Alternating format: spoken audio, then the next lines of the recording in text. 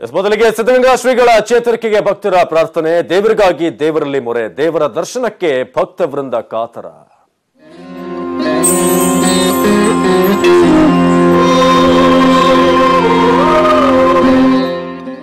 ಸಿದ್ಧಗಂಗಾ ಶ್ರೀಗಳಿಗೆ ಚಿಕಿತ್ಸೆ ಮುಂದುವರಿಕೆಯಾಗಿದೆ. ಸಿದ್ಧಗಂಗಾ ಮಠದಲ್ಲಿ ಮುಂದುವರೆದಿದೆ ಚಿಕಿತ್ಸೆ. ಉಸಿರಾಟದ ತೊಂದರೆ ಹಿನ್ನೆಲೆ ಕೃತಕ ಉಸಿರಾಟದ ವ್ಯವಸ್ಥೆಯನ್ನ ಮಾಡಲಾಗಿದೆ. ಸಿದ್ಧಗಂಗಾ ಶ್ರೀಗಳಿಗೆ ಚಿಕಿತ್ಸೆ ಈಗ ಮುಂದುವರೆದಿರೋದು ಮಠದಲ್ಲೇ ಚಿಕಿತ್ಸೆಯನ್ನ ನೀಡಲಾಗ್ತಿದೆ. ಕೃತಕ ಉಸಿರಾಟದ ವ್ಯವಸ್ಥೆಯ ಮೂಲಕ ಏನು ಉಸಿರಾಟದ ತೊಂದರೆ ಇದೆ ಅದಕ್ಕೆ ಈಗ ಆ ವ್ಯವಸ್ಥೆಯನ್ನ ಮಾಡಲಾಗಿದೆ. ಆ ಮೂಲಕ ಶ್ರೀಗಳ ಚೇತರಿಕೆಗೆ ಸಾಕಷ್ಟು ಪ್ರಯತ್ನಗಳನ್ನ ಮಾಡಲಾಗ್ತಿದೆ. ಬಿಜಿಎಸ್ ಆಸ್ಪತ್ರೆ, ರೇಲಾ ಆಸ್ಪತ್ರೆ ವೈದ್ಯರಿಂದ ಚಿಕಿತ್ಸೆ ಮುಂದುವರೆದಿದೆ. ಸದ್ಯಕ್ಕೆ ಸಿದ್ಧಗಂಗಾ ಆಸ್ಪತ್ರೆ ವೈದ್ಯರಿಂದಲೂ ಕೂಡ ಚಿಕಿತ್ಸೆಯನ್ನ ಮುಂದುವರಿಸಲಾಗಿದೆ. ಯಥಾಸ್ಥಿತಿಯಲ್ಲಿ ಸದ್ಯಕ್ಕೆ ಸ್ಟೇಬಲ್ ಆಗಿದ್ದಾರೆ ಅಂತ 10 ಗಂಟೆಗೆ ಶ್ರೀಗಳ ಹೆಲ್ತ್ ಬುಲೆಟಿನ್ ಬಿಡುಗಡೆಯ ಸಾಧ್ಯತೆ ಇದೆ. ಒಂದ್ ಕಡೆ ಕೋಟ್ಯಾಂತರ ಹೃದಯಗಳು ತ್ರಿವಿಧ ದಾಸೋಹಿ ಆದಷ್ಟು ಬೇಗ ಗುಣಮುಖರಾಗಲಿ ಅನ್ನೋ ಪ್ರಾರ್ಥನೆ. ಇಂದು ಕೂಡ ವಿವಿಧ ಗಣ್ಯರು ಭೇಟಿ ನೀಡಿದ್ದಾರೆ, ನಿನ್ನೆ ಕೂಡ ನೀಡಿದ್ದಾರೆ, ಇನ್ನೂ ಕೂಡ ಇವತ್ತು ಕೂಡ ಭೇಟಿ ನೀಡುವಂತ ನಿರೀಕ್ಷೆಗಳಿದ್ದಾವೆ. ಎಂದಿನಂತೆ ಮಠದ ಸುತ್ತಲೂ ಕೂಡ ಪೊಲೀಸರ ಬಿಗಿ ಭದ್ರತೆ ಇದೆ. ಈಗಾಗಲೇ ನಿನ್ನೆ ದೇವೇಗೌಡರು ಇರ್ಬೋದು, ಸಿದ್ದರಾಮಯ್ಯನವರು, ಅದೇ ರೀತಿಯಾಗಿ ಇವತ್ತು ಬೆಳಗ್ಗೆ ಉಪಮುಖ್ಯಮಂತ್ರಿ ಪರಮೇಶ್ವರ್ ಅವರು ಕೂಡ ಭೇಟಿ ಕೊಟ್ಟರು. ಇನ್ನು ಇವತ್ತು ಆಲ್ಮೋಸ್ಟ್ ಬಿಎಸ್ವೈ ಅವರು ಕೂಡ ಇನ್ನೇನು ಕೆಲವೇ ಹೊತ್ತಿನಲ್ಲಿ ಮಠಕ್ಕೆ ಭೇಟಿ ನೀಡುತ್ತಾರೆ, ಶ್ರೀಗಳ ಆರೋಗ್ಯವನ್ನ ವಿಚಾರಿಸ್ತಾರೆ. ಅದೇ ರೀತಿ ಅಲ್ಲಿ ವಿದ್ಯಾರ್ಥಿಗಳು, ಮಕ್ಕಳೇನಿದ್ದಾರೆ ಎಲ್ಲರೂ ಕೂಡ ಪ್ರಾರ್ಥನೆ ಮಾಡ್ತಾ ಇರೋದು ಎಂದಿನಂತೆ ಲವಲವಿಕೆಯಿಂದ ನಮ್ಮ ಶ್ರೀಗಳು ಬರುವಂತಾಗ್ಲಿ, ನಮ್ಮ ಎಲ್ಲರ ಜೊತೆ ಅವರು ಮಾತನಾಡುವಂತಾಗ್ಲಿ ಅನ್ನೋದು. ನಿರಂತರವಾಗಿ ಚಿಕಿತ್ಸೆಯನ್ನ ನೀಡಲಾಗ್ತಿದೆ. ಕೃತಕ ಉಸಿರಾಟದ ವ್ಯವಸ್ಥೆಯನ್ನ ಮಾಡಲಾಗಿದೆ. ಆಲ್ಬುಮಿನ್ ಇರ್ಬೋದು, ಪ್ರೋಟೀನ್ ಅಂಶಗಳು ಅವನ್ನು ಕೂಡ ಎಕ್ಸ್ಟರ್ನಲ್ ಆಗಿ ಸಪ್ಲೈ ಮಾಡಲಾಗ್ತಿದೆ. ಜೊತೆಗೆ ಈಗ ಮಠದ ಸಾಕಷ್ಟು ವಿದ್ಯಾರ್ಥಿಗಳನ್ನ ನೋಡ್ತಾ ಇದ್ರಿ, ಎಲ್ಲರೂ ಕೂಡ ಅವರ ಆಶ್ರಯದಲ್ಲಿ ಬೆಳೆದಂತವರು. ಆದಷ್ಟು ಬೇಗ ನಡೆದಾಡುವ ದೇವರು ಎಂದಿನಂತಾಗ್ಲಿ ಅಂತ ದೇವರ ಮೊರೆ ಹೋಗಿದ್ದಾರೆ. ಇದು ಬಹಳ ಅಪರೂಪ. ದೇವರ ಒಂದು ಚೇತರಿಕೆಗಾಗಿ ದೇವರ ಮೊರೆ ಹೋಗೋದು ಅಂತ ಒಂದು ಅಪರೂಪದ ಒಂದು ಸಂಗತಿಗೆ ಕಾರಣವಾಗಿರೋದು, ತುಮಕೂರಿನ ಸಾಕ್ಷಿಯಾಗಿರೋದು ತುಮಕೂರಿನ ಸಿದ್ಧಗಂಗಾ ಮಠ. ಇನ್ನೊಂದು ಕಡೆ ಕಿರಿಯ ಶ್ರೀಗಳು ಕೂಡ ನಿನ್ನೆ ಮಾಧ್ಯಮಗಳ ಮುಂದೆ ಮಾತನಾಡ್ತಾ ಇರ್ಬೋದು, ಅಥವಾ ಇವತ್ತಿನ ಪ್ರಾರ್ಥನೆ ಸಂದರ್ಭದಲ್ಲಿ ಎಲ್ಲಾ ಸಂದರ್ಭದಲ್ಲೂ ಕೂಡ ಕಣ್ಣೀರು ಹಾಕ್ತಾ ಇದ್ರು. ಇದು ಕೂಡ ಬಹಳ ಭಾವುಕ ಕ್ಷಣ. ಆದಷ್ಟು ಬೇಗ ಶ್ರೀಗಳು ಎಂದಿನಂತಾಗ್ಲಿ 111, 112 ವಯಸ್ಸಿನಲ್ಲೂ ಕೂಡ ಎಷ್ಟರ ಮಟ್ಟಿಗೆ ಚೈತನ್ಯವನ್ನು ಹೊಂದಿರೋದು ಬಹಳ ವಿಶೇಷ, ಅಪರೂಪ. ವೈದ್ಯರಿಗೂ ಕೂಡ ಅಚ್ಚರಿಯಾದಂತ ವಿಚಾರ ಇದು.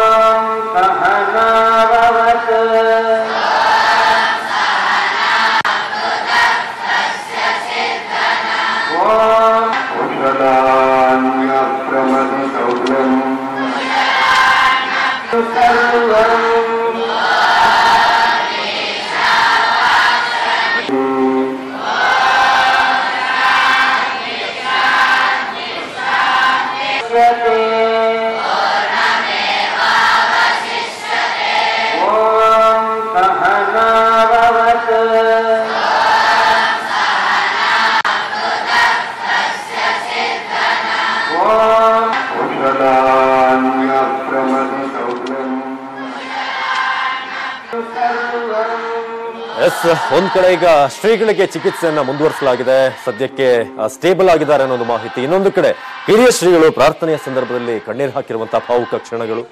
ಅದೇ ರೀತಿಯಾಗಿ ವಿದ್ಯಾರ್ಥಿಗಳು ಏನು ಸಾಕಷ್ಟು ಸಾವಿರಾರು ವಿದ್ಯಾರ್ಥಿಗಳಿಗೆ ಆಸರೆಯಾದಂತಹ ಒಬ್ಬ ಅಪರೂಪದ ವ್ಯಕ್ತಿ ಅಂತ ಹೇಳ್ಬೋದು ಸಿದ್ಧಗಂಗಾ ಶ್ರೀಗಳು.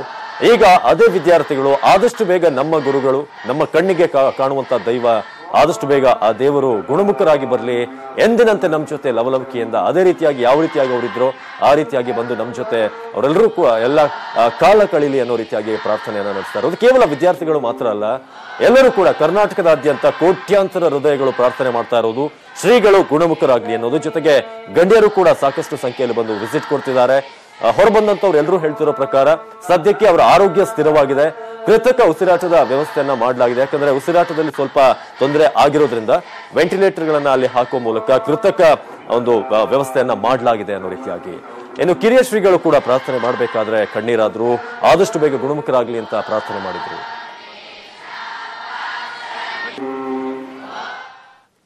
ಇನ್ನು ಸಿದ್ಧಗಂಗಾ ಶ್ರೀಗಳ ಆರೋಗ್ಯ ಅದೇ ಸ್ಥಿತಿಯಲ್ಲಿದೆ ಅಂತ ಈಗ ಪರಮೇಶ್ವರ್ ಅವರು ಹೇಳಿರೋದು. ಶೀಘ್ರವೇ ಅವರು ಗುಣಮುಖರಾಗ್ಲಿ, ನಾವು ಆಶಾವಾದಿಗಳು ಅಂತ ಪರಮೇಶ್ವರ್ ಉಪಮುಖ್ಯಮಂತ್ರಿ ಅವರು ಹೇಳಿದ್ರು. ಸಿದ್ಧಗಂಗಾ ಶ್ರೀಗಳ ಆರೋಗ್ಯ ಸ್ಥಿತಿ ಅದೇ ಸ್ಥಿತಿಯಲ್ಲಿದೆ, ಆದಷ್ಟು ಬೇಗ ಅವರು ಗುಣಮುಖರಾಗಿ ಎಂದಿನಂತೆ ನಮ್ಮ ಜೊತೆ ಮಾತನಾಡ್ತಾರೆ, ಎಲ್ಲವೂ ಕೂಡ ಸರಿ ಹೋಗುತ್ತೆ ಅಂತ ಆಶಾವಾದವನ್ನು ವ್ಯಕ್ತಪಡಿಸಿದ್ದಾರೆ ಡಿಸಿಎಂ ಪರಮೇಶ್ವರ್. ಭೇಟಿಯ ನಂತರ ಮಾಧ್ಯಮಗಳ ಜೊತೆ ಮಾತನಾಡಿದ್ರು. ಭಕ್ತರು ಆತಂಕ ಪಡುವಂತ ಅಗತ್ಯ ಇಲ್ಲ, ಸೋಂಕು ತಗುಲುವ ಭೀತಿ ಇರೋದ್ರಿಂದ ಯಾರಿಗೂ ಕೂಡ ಈ ಸಂದರ್ಭದಲ್ಲಿ ಅವಕಾಶವನ್ನು ಕೊಡೋದು ಸ್ವಲ್ಪ ಕಷ್ಟ, ಇದನ್ನ ಅರ್ಥ ಮಾಡ್ಕೊಳ್ಬೇಕು ಭಕ್ತರು ಜೊತೆಗೆ ಪಬ್ಲಿಕ್ ಅಂತ ಶ್ರೀಗಳ ಆರೋಗ್ಯವನ್ನು ವಿಚಾರಿಸಿದ ಬಳಿಕ ಪರಮೇಶ್ವರ್ ಅವರು ಈ ಒಂದು ಹೇಳಿಕೆಗಳನ್ನ ಕೊಟ್ಟರು. ಇವತ್ತು ಬೆಳಗ್ಗಿನ ಜಾವ ಉಪಮುಖ್ಯಮಂತ್ರಿ ಪರಮೇಶ್ವರ್ ಅವರು ಇವತ್ತು ಬಂದು ಅಲ್ಲಿ ಭೇಟಿ ಕೊಟ್ಟರು. ಭೇಟಿಯ ನಂತರ ಅವರು ಬಹಳ ಆಶಾವಾದವನ್ನು ವ್ಯಕ್ತಪಡಿಸಿದ್ರು. ಆದಷ್ಟು ಬೇಗ ಎಲ್ಲಾ ಸಮಸ್ಯೆಗಳು ಕೂಡ ನಿವಾರಣೆ ಆಗುತ್ತೆ, ಇನ್ನಷ್ಟು ಕಾಲ ಶ್ರೀಗಳು ನಮ್ಮ ಜೊತೆ ಅದೇ ಲವಲವಿಕೆಯಿಂದ ಅದೇ ಉತ್ಸಾಹದಿಂದ ಇರ್ತಾರೆ. ಅದೇ ರೀತಿಯಾಗಿ ಏನವರು ಈಶ್ವರನ ಒಂದು ಪೂಜೆಯನ್ನ ನಡೆಸ್ತಾರೆ, ಅದು ಕೂಡ ಮುಂದುವರಿಯುತ್ತೆ. ಈ ರೀತಿಯಾಗಿ ಈಗ ಯಾರೆಲ್ಲ ಗಣ್ಯರು ಭೇಟಿ ಕೊಟ್ಟಿದ್ದಾರೆ, ಇವತ್ತಿನ ಬೆಳಗಿನ ದೃಶ್ಯಗಳನ್ನ ನೋಡ್ತಾ ಇದ್ರಿ. ಉಪಮುಖ್ಯಮಂತ್ರಿ ಪರಮೇಶ್ವರ್ ಅವರು ಭೇಟಿ ಕೊಟ್ಟಂತ ಸಂದರ್ಭ, ಭೇಟಿ ಕೊಟ್ಟ ನಂತರ ಅವ್ರು ಹೇಳಿದ್ದು ಭಕ್ತರು ಯಾರು ಕೂಡ ಅನ್ಯತಾ ಭಾವಿಸಬಾರದು, ಈ ಸಂದರ್ಭದಲ್ಲಿ ಸೋಂಕು ಆಗೋದ್ರಿಂದ ಅಥವಾ ಇನ್ಫೆಕ್ಷನ್ ಆಗೋದ್ರಿಂದ ಯಾರಿಗೂ ಕೂಡ ದರ್ಶನಕ್ಕೆ ಅವಕಾಶವನ್ನು ಮಾಡಿಕೊಡ್ಲಾಗ್ತಿಲ್ಲ. ಅದನ್ನ ಬಿಟ್ಟು ಬೇರೆ ಯಾವುದೇ ರೀತಿಯಾದಂತ ಕಾರಣ ಖಂಡಿತ ಅಲ್ಲ, ಕೇವಲ ಆರೋಗ್ಯದ ದೃಷ್ಟಿಯಿಂದ ಅವ್ರನ್ನ ಯಾರಿಗೂ ಕೂಡ ಅವಕಾಶವನ್ನು ಮಾಡಿಕೊಡ್ಲಾಗ್ತಿಲ್ಲ. ಆದಷ್ಟು ಬೇಗ ಚೇತರಿಕೆ ಕಾಣ್ತಾರೆ, ನಂತರ ಎಲ್ಲರೂ ಕೂಡ ದರ್ಶನ ಪಡಿಬಹುದು ಅಂತ ಆಶಾವಾದ ವ್ಯಕ್ತಪಡಿಸಿದರು. ಪೂಜ್ಯ ಸ್ವಾಮೀಜಿ ಅವರು ಏನು ಆಸ್ಪತ್ರೆಯಲ್ಲಿ ಇದ್ರು ಅದೇ ಸ್ಥಿತಿಯಲ್ಲಿದ್ದಾರೆ. ಅವರ ವೈಟಲ್ ಆರ್ಗನ್ಸ್ ಎಲ್ಲ ಸ್ಟೇಬಲ್ ಆಗಿದೆ. ಏನು ಅಲ್ಲಿಂದ ಇಲ್ಲಿಗೆ ಶಿಫ್ಟ್ ಮಾಡುವಾಗ ಯಾವ ಸ್ಟೇಜಲ್ಲಿ ಇದ್ರು ಅದೇ ಸ್ಥಿತಿಯಲ್ಲಿ ಇದ್ದಾರೆ. ನಾವೆಲ್ಲ ಆಶಾವಾದಿಗಳು, ಅವರು ರಿಕವರ್ ಆಗಲಿ ಅಂಥೇಳಿ ನಾನು ಪ್ರಾರ್ಥನೆ ಮಾಡ್ತೇನೆ.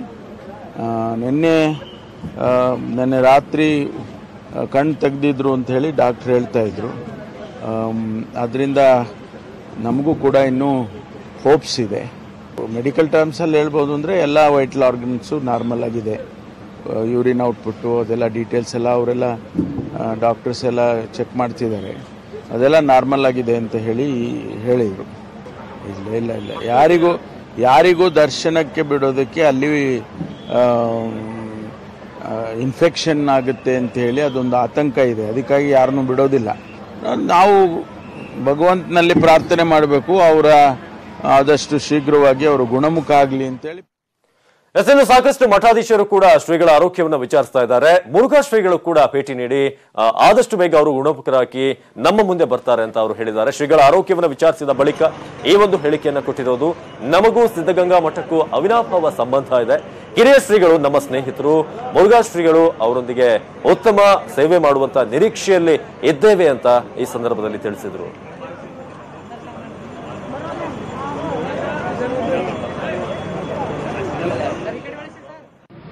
ಅವರ ಆರೋಗ್ಯಕ್ಕೋಸ್ಕರವಾಗಿ ಪ್ರಾರ್ಥನೆಯನ್ನು ಮಾಡಬೇಕಾಗಿದೆ. ನಾನು ಕೂಡ ಚಿತ್ರದುರ್ಗದಿಂದ ಅಷ್ಟೊತ್ತಿಗೆ ಹೊಂಟು ಅವರ ಯೋಗಕ್ಷೇಮವನ್ನು ಆರೋಗ್ಯವನ್ನು ನೋಡಬೇಕು, ವಿಚಾರ ಮಾಡಬೇಕು ಅಂತಲೇ ಶ್ರೀಮಠಕ್ಕೆ ಇವತ್ತು ನಾನು ಸಂದರ್ಶನವನ್ನು ಮಾಡಿದ್ದೇನೆ. ಗುರುಗಳವರನ್ನು ಭೇಟಿ ಮಾಡಿದ್ದೀನಿ. ಸಿದ್ಧಗಂಗಾ ಮಠ ಮತ್ತು ಮುರುಘಾ ಮಠದ ನಡುವೆ ಒಂದು ಹಾರ್ದಿಕವಾದ ಒಂದು ಭಾವನೆ ಇದೆ, ಸಂಬಂಧ ಇದೆ. ಮೊದಲಿಂದಲೂ ಆ ಸಂಪರ್ಕ ಇದೆ. ಅದನ್ನೇ ನಾವುಗಳು ಇವತ್ತಿಗೂ ಮುಂದುವರಿಸಿಕೊಂಡು ಹೋಗುವಂಥ ಪ್ರಯತ್ನವನ್ನು ಮಾಡಬೇಕಾಗಿದೆ. ತ್ರಿವಿಧ ದಾಸೋಹಿಗಳವರು, ಅವರ ಕಾಲದಲ್ಲಿ ಸಾಕಷ್ಟು ಪ್ರಗತಿಯಾಗಿದೆ, ಅಭಿವೃದ್ಧಿಯಾಗಿದೆ. 16,000 ಮಕ್ಕಳನ್ನು ಒಂದು ಕಡೆ ಸೇರಿಸಿಬಿಟ್ಟು ಅವರಿಗೆ ಆರೈಕೆ ಪೂರೈಕೆ ಮಾಡುವಂಥದ್ದು ನಿಜವಾಗಲೂ ಒಂದು ದೊಡ್ಡ ಸಾಹಸ. ಅವರ ಕಾಯಕ ಪ್ರಜ್ಞೆ ನಮ್ಮೆಲ್ಲರಿಗೂ ಸ್ಫೂರ್ತಿದಾಯಕ, ಪ್ರೇರಣೆ ಅನ್ನುವಂಥದ್ದನ್ನು ಇವತ್ತಿಗೂ ನಾವು ನೆನಪು ಮಾಡ್ಕೊಳ್ತಾ, ಕಿರಿಯ ಶ್ರೀಗಳವರಾಗಿರುವಂಥ ಸಿದ್ಧಲಿಂಗ ಶ್ರೀಗಳವರು ಕೂಡ ನನಗೆ ತುಂಬ ಆಪ್ತರು, ಒಡನಾಡಿಗಳು. ಅವರು ನಾವೆಲ್ಲ ಸೇರಿಬಿಟ್ಟು ಒಂದೇ ದಾರಿಯಲ್ಲಿ ಹೋಗುವಂಥ ಒಂದು ಪ್ರಯತ್ನವನ್ನು ನಾವೆಲ್ಲರೂ ಸೇರಿ ಮಾಡ್ತೀವಿ ಅನ್ನುವಂಥದ್ದು ಒಂದು ನೋವಿನ ಸಂಗತಿ, ದುಃಖದ ಸಂಗತಿ. ಶ್ರೀಗಳವರು ಈ ರೀತಿಯಾಗಿ ಹಾಸಿಗೆಯನ್ನು ಹಿಡಿದಿರ್ತಕ್ಕಂಥದ್ದು ನಮ್ಮೆಲ್ಲರಿಗೆ ಒಂದು ದೃಷ್ಟಿಯಲ್ಲಿ ನೋವಿನ ಸಂಗತಿಯೇ, ಅದು ದುಃಖದ ಸಂಗತಿ.